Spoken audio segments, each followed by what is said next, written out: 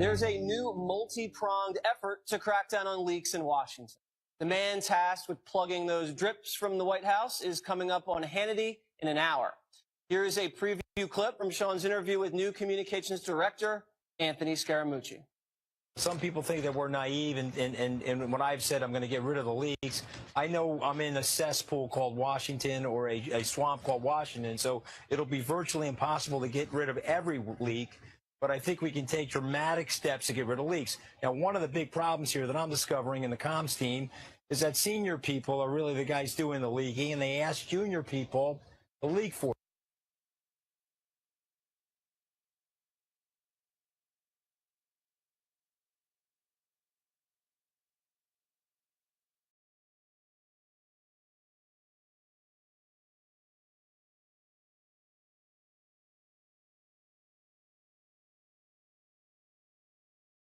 But does think there needs to be major reform at the DOJ. I think the president has every right to be very, very upset. I think that from his perspective, and that happens to be my perspective also, the Justice Department has elements of it that are out of control, that are corrupt, that are very left-wing.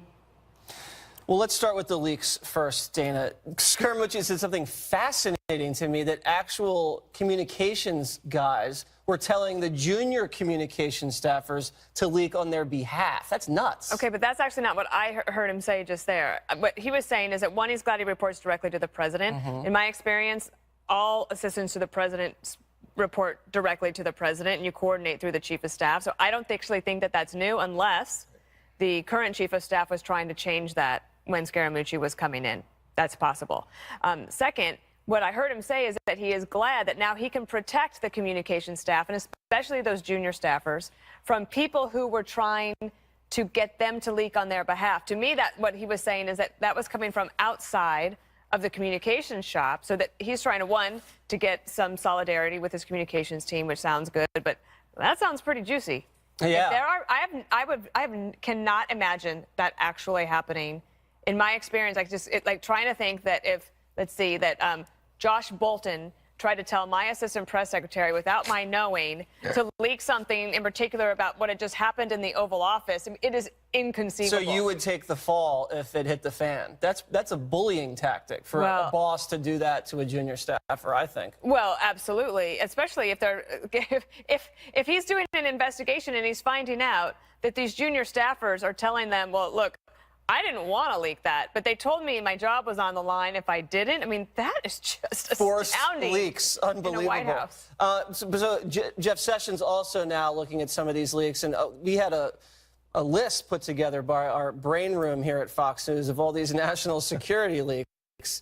I put that in quotes. I'm just, short story. My liberal aunt one time, when I told her Fox News has a brain room, she goes, that must be a pretty small room, Jessica.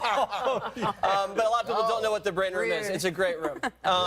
But there's so many that we can think. The phone calls Trump made with heads of state, Oval Office conversations he had with the Russians, Flynn's call to the ambassador, the name of the Manchester bombing suspect. I mean, the list goes on and on. Do you think Sessions is going to be able to achieve any results with these leak investigations? No, No. I don't.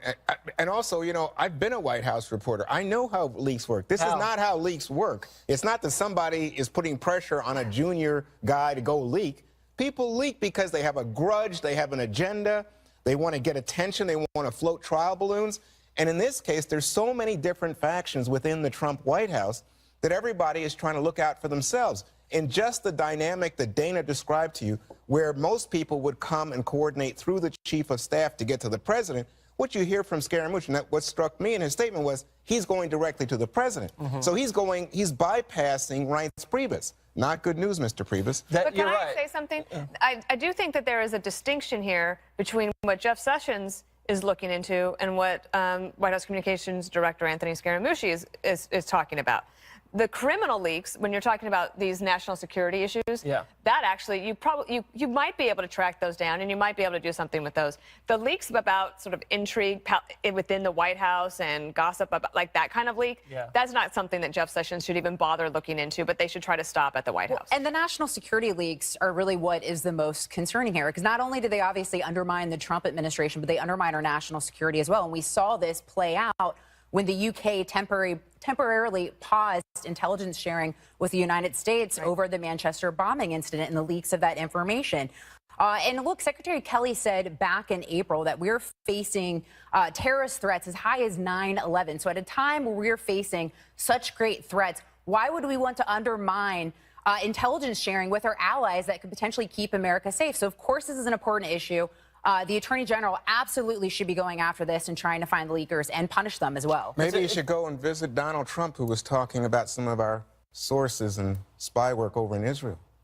Is that what happened, Juan? I missed that leak. It's not on your list. The brain room didn't catch that one. Well, you're a Democrat, President. You're fighting one war. You're fighting a war against the Republicans. A Republican president has to fight the Democrats and also has to fight the media. Now, President Trump has a three-pronged war.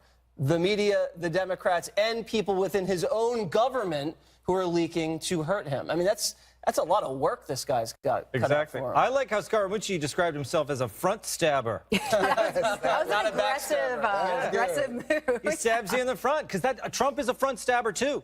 See, he'll lash out at you, but you know when he's angry with you. You know when he's upset. Obviously, we see what he's doing with Sessions. He never hides, behind anything. So No. and I think the people who appreciate Trump, they're all front stabbers. They don't mind if you stab them, but they want to see who it is who's stabbing them. So the front stabbers, they might be obnoxious, but the back stabbers, those are the leakers. And at least you see it coming, so you can have tried. Well, that's true. I mean, that's the thing. Juan, you said there was many factions in the White House. What are there besides anti-Trump and pro-Trump? Those are the only two I can count. Oh, no. I think that these leaks, Go ahead, Dan. I just do think there is a distinction between the ones that are actually trying to undermine the president and his policies or to disrupt something in regards to national security, like the ones Jesse asked the brain room to talk about. And then there are others that just make the White House look chaotic. And that's actually coming from inside the White House. Well, and what's their interest, the chaotic ones? Well, I don't, it's just contrary to my experience, but let's just say that, reporters call everybody in the White House, and there was something in Playbook today, Political Playbook, that said if Scaramucci believes that these leaks are coming from the communications department, he's got another thing coming to them, because that's not where they're getting the leaks from. But the palace intrigue stories and even the leaks on the personnel level also hurts the Trump administration because it creates this atmosphere, one of chaos and distrust internally within the White House. And then it also changes voters' perspective as well of what the White House looks like, feeling like maybe it's not operational, feeling like I think voters are blowing there's too much chaos. Well, but also even with Republicans on Capitol Hill as well, it could also have an impact in Republicans feeling like the White House is not just to wrap up, I want to get 2 points in, and one is to say to you, Tom, that you have someone, let's say, who wants more influence with the president, and you have a division, let's say, between a Steve Bannon. This is all hypothetical. I'm not saying this is real. But let's say between a Bannon and a Kushner wing of the party in terms of their political views and the impact on policy being decided by the president, you can imagine that if they lose out or they're not getting heard, they're going to the press. Well, Bannon's a front stabber. I want to go on the record. I am a front stabber and a back stabber. I do both at the same time. Other big news in Washington today, a vote on an amendment to repeal Obamacare without a replacement failed in the Senate. 7 Republicans joined all Democrats earlier in a 45-55 vote, defeating the plan. So I just want to read the names of the Republican senators who voted against repealing Obamacare. Susan Collins in Maine, Shelley Moore Capito, West Virginia, John McCain, Arizona, Rob Portman, Ohio, Lamar Alexander, Tennessee, Lisa Murkowski, Alaska, and Dean Heller of Nevada. I just want to make sure the audience knows who these people were. Dana, how do we look on health care? I still think that something will pass. Okay. They're calling this new rendition of it is a skinny repeal. Yeah. And like if you're a woman, you're like, oh, that sounds interesting. How much is that? Does that cost more? Now, I understand that 10 governors have just come out with a letter right before we came to air that says that skinny repeal, that is not for us. But I do think that they'll be able to get something out of the Senate that will allow them to get to conference. I think about these 7 senators that you just read off their names about their decision. And Peggy Noonan on Saturday in her Wall Street Journal column said something very interesting about how when you're on the ground and you're in your own state, you are looking at the topography of the politics, and that in the last 8 years with President Obama, lots of things changed, and that people have more anxieties and they don't expect change necessarily in Washington to be good for them. And so I think what we end up with now is that there's really not a strong Republican Party of smaller government. It's variations on a theme of bigger government and how government should actually work. And that is disconcerting to a lot of conservatives who think that we should have just taken this opportunity to repeal it and move on. That's obviously not going to happen here, but I think that what they're doing is reacting to their constituents. And they are, because some of these states that we name the senators of, these are states that are very independent-minded states, like a Maine or something like that, or West Virginia, Nevada. These states really hang in the balance around election time, so these aren't really hardcore Republican states. I agree with that, but I also think there's an element of cowardice and hypocrisy here as well, because a lot of these senators... You don't say. In the Republican Party, you don't say. A lot of these senators took votes, obviously, when the bill would not go anywhere. Right. They knew it wasn't going to reach the president's desk when President Obama was in office. And now when we actually do have both bodies of Congress, we have the White House, we can actually enact law on a party line basis, mind you, through the reconciliation process to make changes to Obamacare and attempt to repeal it. And now they suddenly don't have the courage because it's real. Yeah. Because these changes are actually going to be implemented. So if you're their constituency, I would be pretty darn angry, considering the fact that, you know, they lied to you for 7 years. Well, clear the children from the room. Close their ears. I said darn. Hypocrisy. Hypocrisy by Republicans. I never heard of such a thing. Yeah, they learned it from you guys. You should know well. Yeah, I was going to say. But I will say this on the skinny repeal that Dana was talking about, because they've lost now 3 votes over the course. They just keep losing votes to try to repeal. And the key point is that they have not come up with something that's better than Obamacare, something that ensures more people, that lessens premiums, and they're coming down now to this skinny repeal idea, which is do away with the individual mandate, do away with the corporate mandate for companies with more than 50 employees, do away with the tax on medical devices. So what happens? Oh, according to the CBO, you lose 15 million people, 15 lose their insurance, premiums up 20%. Is that better for America? I'll tell you. No one wants high premiums. Yeah, you lose the 15 million. Most of those people, they lose it because they drop it. They don't want it. You lose that mandate, that's where you lose the millions of people. So I want the skinny. I'm going to call it the lifestyle lift. Yeah. I add one thing. Yes. This is one thing that's actually working in the favor of Republicans is being done by a Democrat. Steve Daines is going to force a vote, and Democrats will have to decide about single-payer health care. And then they'll be on the record supporting Brilliant idea. single-payer health care. And I actually think that while he thinks he's trying to help Democrats, the smartest thing to come out of the Republican Senate all year. Helping Republicans. Yeah, it's done by Democrats. By the way, the most interesting thing today was, so you had President Trump tweeting that Lisa Murkowski, the senator from Alaska, let down the country and calling it shameful. Murkowski fired back. It was and said, you know what? Every day is not about elections. How about governing the country? Wow. Wow, she's a front stabber. Lisa, she's a front stabber. Lisa could almost get primaried if she keeps that up. Some new twists in the arrest of an aide to former DNC chair Debbie Wasserman Schultz. Up next.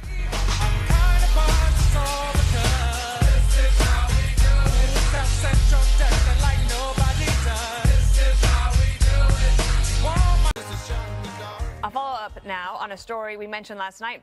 It was my one more thing, actually. There are new developments on the arrest of an aide to former DNC chair Debbie Wasserman Schultz. He was nabbed trying to flee the country. Chief Washington correspondent James Rosen joins us now with the latest. James. Dana, good evening. A lawyer for Imran Awan, the former IT aide to top House Democrats who was arrested this week before boarding a flight to Qatar, is disputing as false a Daily Caller story alleging that the FBI seized smashed hard drives from one of Awan's rental properties. Attorney Chris Gowan also told Fox News that his client, seen here with former President Clinton, had received a green light to travel abroad from the U.S. Attorney's Office weeks before FBI officers, U.S. Capitol Police, and Customs and Border agents swooped down on Awan at Dulles Airport Monday night. Awan was arraigned on and pleaded not guilty to one count of bank fraud charges stemming from home loan applications seemingly unrelated to the $4 million in IT work that he and several members of his family performed for leading House Democrats. The attacks on Mr. Awan and his family began as part of a frenzy of anti-Muslim bigotry in the literal heart of our democracy. The House of Representatives said a statement issued by Awan's attorneys this afternoon, adding, "Now we have the Justice Department showing up with a complaint about disclosures on a modest real estate matter. We are confident," the lawyers concluded, "that Mr. Awan will soon be able to clear his name and get on with his life," unquote. A hearing is set for next month in federal district court here in Washington. Dana. Thank you, James. Okay, so this story's got a lot of threads, and all the threads seem a little vulnerable to falling apart. So, Jesse, there you have a House staffer, a former DNC chair. He is wiring money to Pakistan and is attempting to flee there. Why is this not a bigger news story? Because he is a Democrat who works for a Democrat. Big surprise.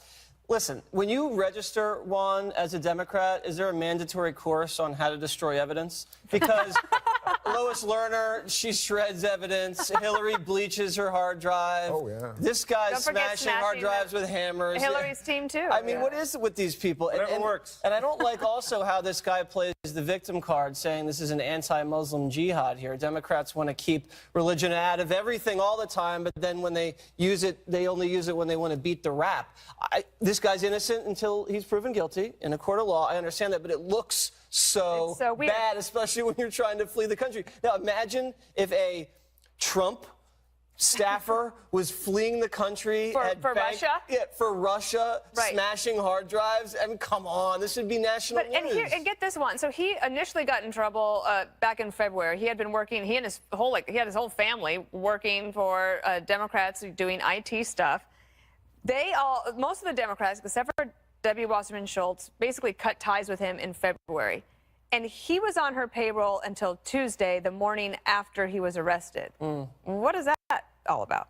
I think she's being very defensive of him. I'm not understanding why, except to say that what we know about the story is that the head of the Republican National Committee, Ronna Romney McDaniel, has been pushing this and saying, in fact, that this deserves more attention because it's potentially a national security issue, that Awan had access to congressional files over the computer and may have been shipping them off to Pakistan or wherever, and she wants to know more about that. In fact, Juan, if you don't mind pausing this for a second, because we have that sound, and we'll get Lisa's take. Debbie Wasserman Schultz has obstructed at every level on something that affects potentially our national security. And we also need to know why the DNC never turned over their hard drive to the FBI to review it as to their hacking. Lisa, what do you think? Well, of course we should be getting to the bottom of this. And Debbie Wasserman Schultz has been obstructing this. She is on camera at a hearing trying to strong-arm the Capitol Police chief into giving her computer back. And there are big questions about this because apparently there was data that was transferred to an off-site server. This guy had access to emails and files of dozens of members of Congress, as well as the password to the iPad that Debbie Wasserman Schultz used for the Democratic National Committee business before she resigned as its head in July 2016. So what information was there? What information did Debbie Wasserman Schultz want to get back? We should know. But look, this guy is following the same playbook of Jane Sanders, who's also currently under FBI investigation for bank fraud. She blamed that investigation on sexism. This guy's blaming it on Islamophobia. He put out a statement saying that it's the same ultra-right Pizzagate media, anti-Muslim bigotry that's looking into this. As I mentioned, Jane Sanders blaming it on sexism as opposed to maybe you did something wrong here. Yeah, but how do you're the most commonsensical of all of us. Look, really, this is a family values story. I mean, this family, they really know how to work it. Imran, $2 million from the federal government. Avid, $1.5 million in federal pay. Hina, $1 million. Jamal, $100. Between the years of 2003 and 2017. Well, listen, it's plenty of money. Jamal had a yearly salary of $160,000. I mean, I'm going to enroll my daughters in some IT classes because this is the way to clean up. Well, well, that is true. Actually, we need more IT people. Yeah. Well, let me just say that, when the FBI stopped this man at Dulles Airport, they didn't arrest him on any national security charge. It was allegedly for bank fraud that they took out a loan on that they said was for their primary residence. In fact, it was for a rental property. The lawyer representing him now says, well, that may be just a placeholder and that they do have subsequent charges. But so that's far, usually how it works. I can guarantee they didn't arrest him because they're Islamophobic. I know. That I can assure you. Yep. I would agree with that. All right, we're going to move on. There was a big new jobs announcement from President Trump today at the White House. We'll tell you all about it when the 5 returns. I ain't in no hurry. I'ma take it slow, just as fast as I can. Campaign trail, he would create more jobs for Americans. Today, he proudly announced Foxconn, one of the world's biggest electronics manufacturers, has agreed to build a new plant in southeastern Wisconsin. This is a great day for American workers and manufacturing, and for everyone who believes in the concept and the label Made in the USA. Chairman Go put his faith and confidence in the future of the American economy. In other words, if I didn't get elected, he definitely would not be spending $10 billion.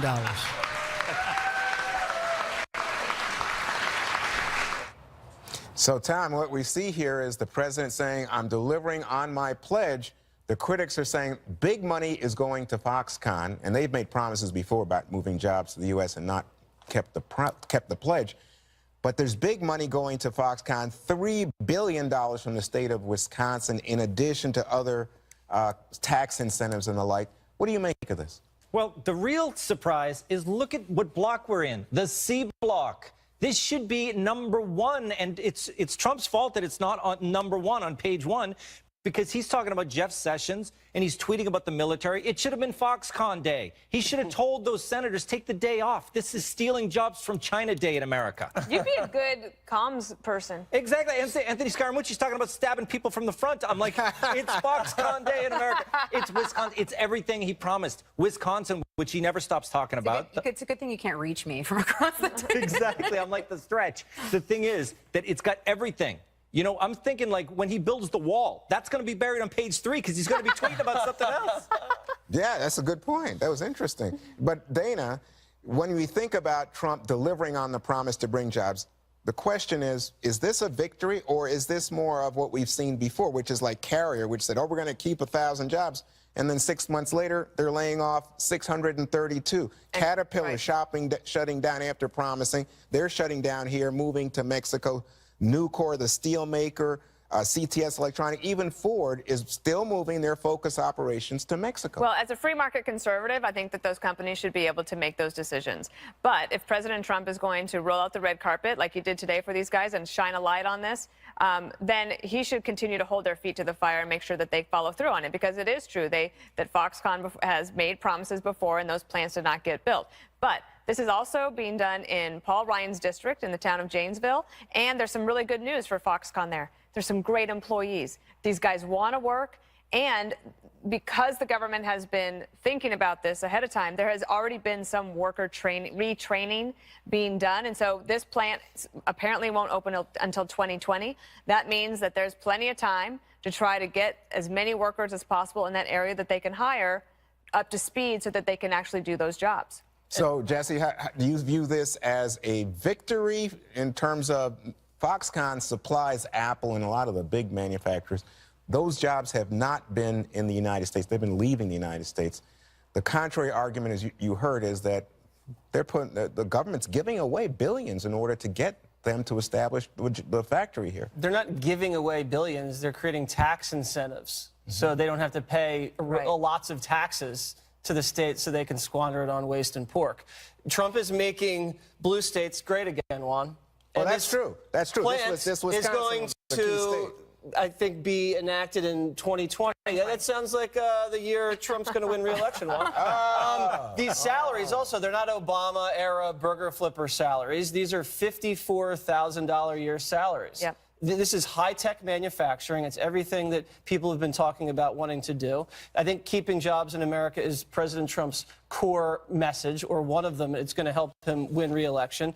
And I think sometimes in these swing state, blue state voters that maybe lean Democrat a little bit, you know, come election day, they think maybe, you know, Trump's obnoxious. His style is a little annoying. His Twitter is out of control. Russia's crazy, but he delivers results that helped my family put food on the table and send my kids to college. And I think that is going to be the key to his reelection. That is going to be the key to his election. And announcing, just from a purely political lens, announcing the addition of 3,000, potentially 13,000 jobs in a state like Wisconsin that a Republican hasn't won since 1984, that President Trump was able to deliver, does help him. And he did have a strong message to manufacturers in this country, to those workers, that worker base, that he was going to help them, that he was the help that they needed. That was his message to them. And we have seen signs of at least optimism. You look at the National Association of Manufacturers, a 20-year high in terms of optimism. Gallup poll for small businesses, the most optimism we've seen since July 2007. We saw job growth beat expectations in July by, I think, 220,000 jobs. So there are reasons to be optimistic. Now, you know, if he can just deliver when working with Congress on things like tax reform and health care, then I do think that he has a strong message to take to voters in 2020, particularly in regard to the economy. That would be a strong message. The question is, as Jesse raised, are politics, is this just about politics, or is it really about delivering? It's like to the coal miners, oh, we're going to bring your jobs back. You know, it's just not realistic. Again, well, they just opened up a new coal mine in Pennsylvania, so I consider that so realistic. Sad. It's so sad. I mean, automation. What's and sad gas. about coal mines? No, because it's sad when you see automation and you see the cheaper sources of energy supplanting our need for coal, and then here comes a president who's playing on people's anxieties and fears and say, oh, yeah, you're going to have your jobs back. That's not going to happen. That's not playing on people's fears. That's helping people get work. If it's that, I'll bless it, but I don't see it. Why is Rush Limbaugh criticizing Republicans? We'll tell you when the 5 returns. GOP establishment accusing some Republicans of staging a silent coup against President Trump. Russia's still steaming mad, unleashing more of his fury.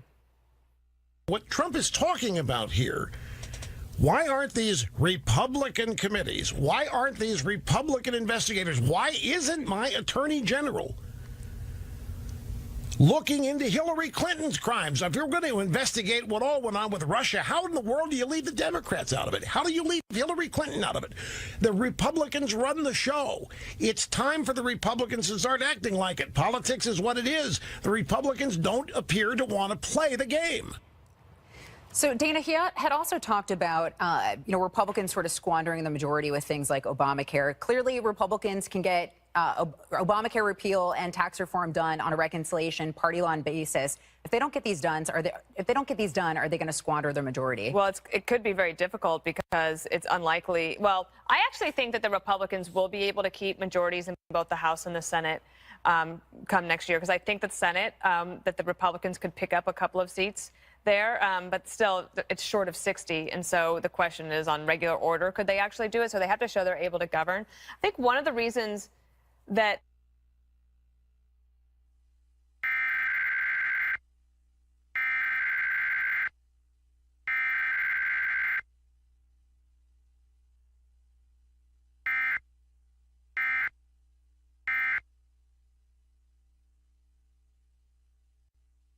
Democrats may have done. And if that happens, then you basically, I guess everyone would say, well, everyone does it and they're dirty, or maybe they find nothing at all. But I do think that if you step back from those investigations, I think on the governing piece, that's the most important one.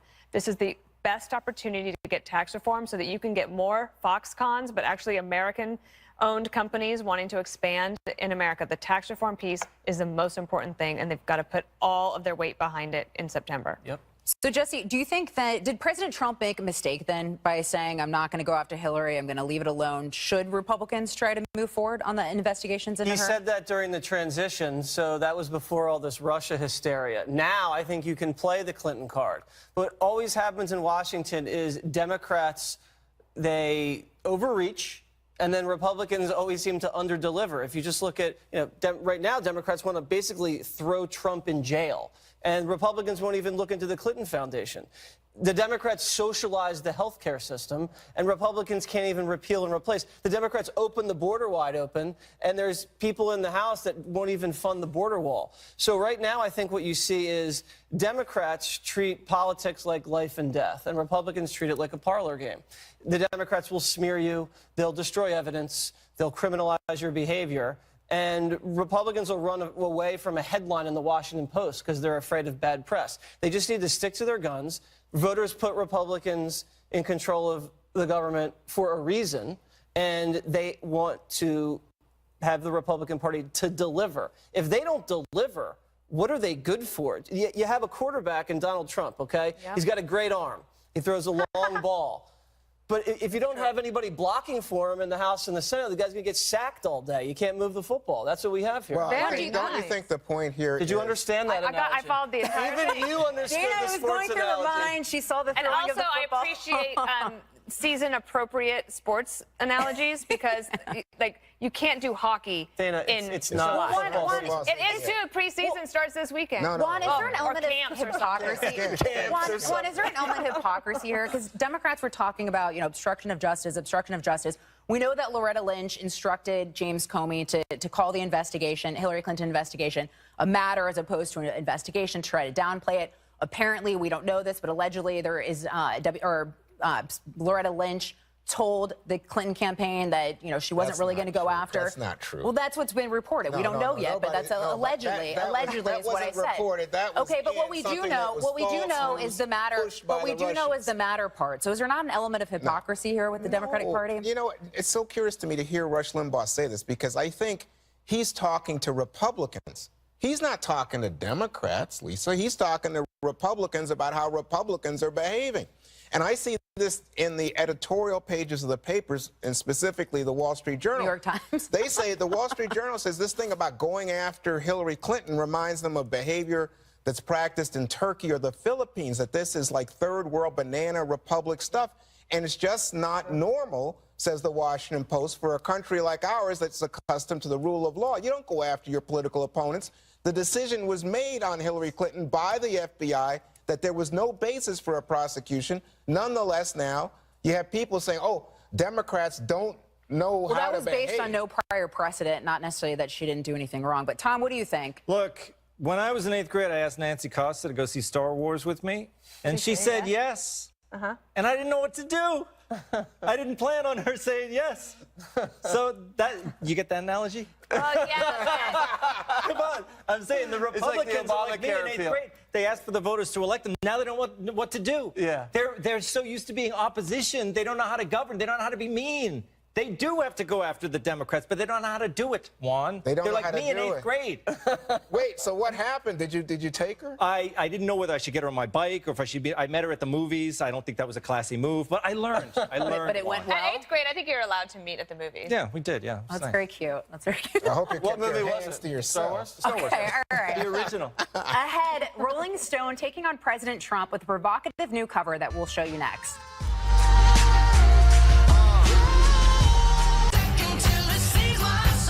Rolling Stone magazine is at it again, now setting their sights on President Trump. Their most recent cover features a photo of Canadian Prime Minister Justin Trudeau and asks the question, quote, why can't he be our president?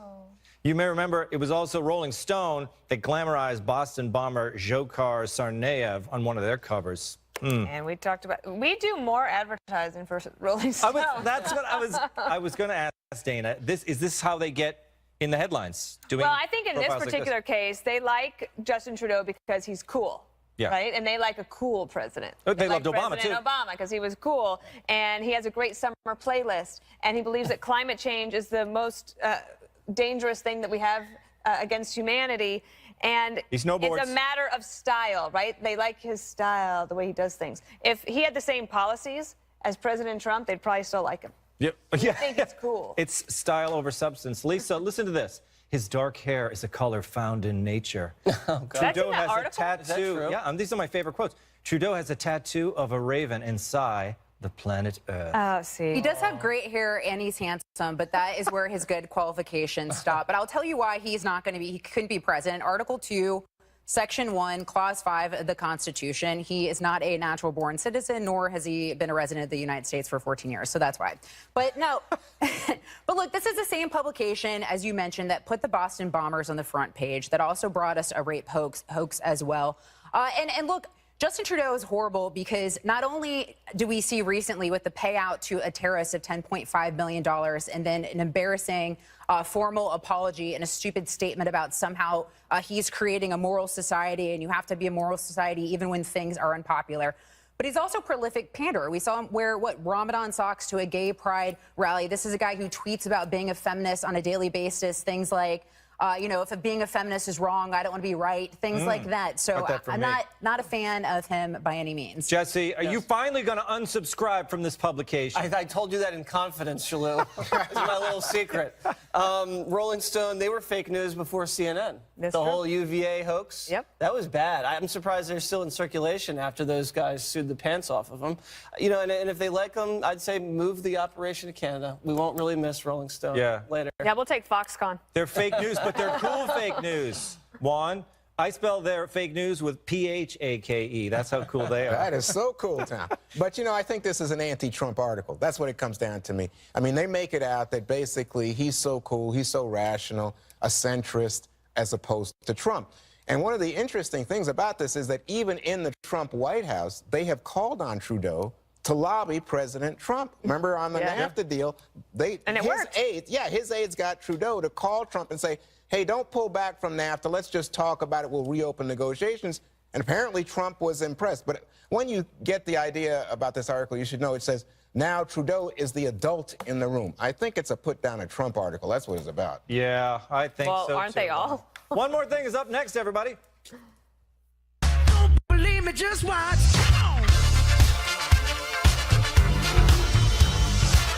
Now for one more thing, Juan Williams. Well, guys, check this out. It's dramatic video caught by the Coast Guard. A scary moment yesterday when a fishing boat capsized in freezing Alaskan waters. One brave hero saved the day. The boat was fishing off the coast when it took on water while being towed to shore. Then it suddenly flipped, throwing the crew into the dangerous seas. That's when Captain Christian Trosvig noticed one of his crew missing. A half hour later, he spotted the man floating, unresponsive.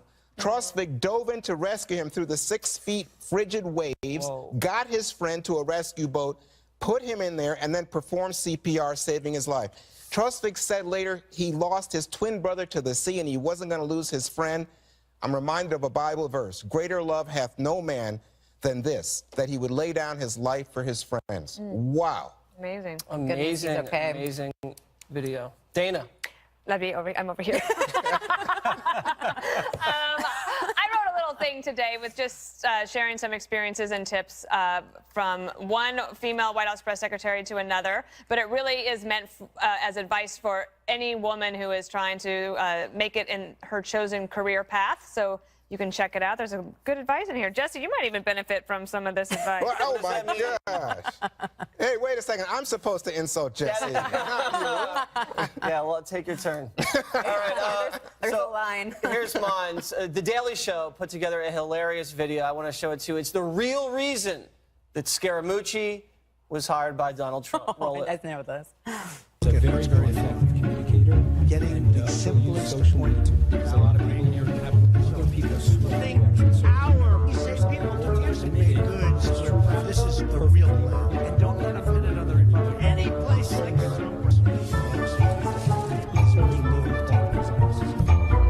Thank you. Perfect. They said the Mooch did his homework. There it is.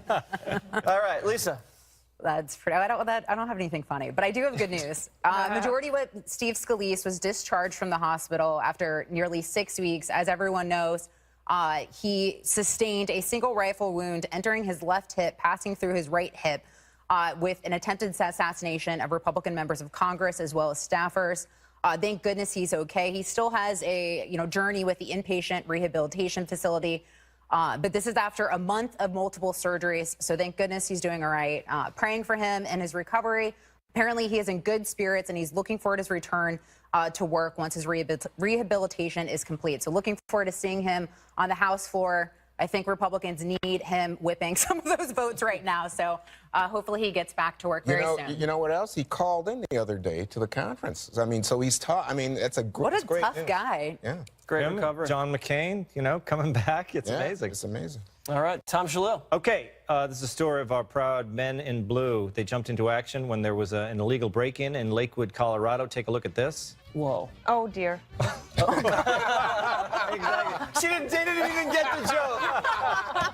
Look at it, it's a little fawn, and he wraps it up in a blanket. Nice catch, right? Yeah. Yeah. Oh, he's like, wait, I can't. Oh. Still And I kicking. still have my spots. Now watch. They just looping that there. But he took it out. The fawn was kicking. Like, They can what still is be this dangerous. place? Of course. Those legs, they're tough, right? Yeah. That would hurt. He's scared. So when I worked guy. on Capitol Hill, the first congressman I worked for, his district was in Lakewood, Colorado. Really? What a small world. Gotta be careful. Can with we those just fawns. back up for a second and rewind what Dana just did? The deer walks into the room, and Dana goes, "Oh, dear." And then everybody laughs, and she goes, "What?" And she goes, "Oh." She didn't even get the joke that she made. All right, set your DVRs, never miss an episode of The Five. Hannity is up next.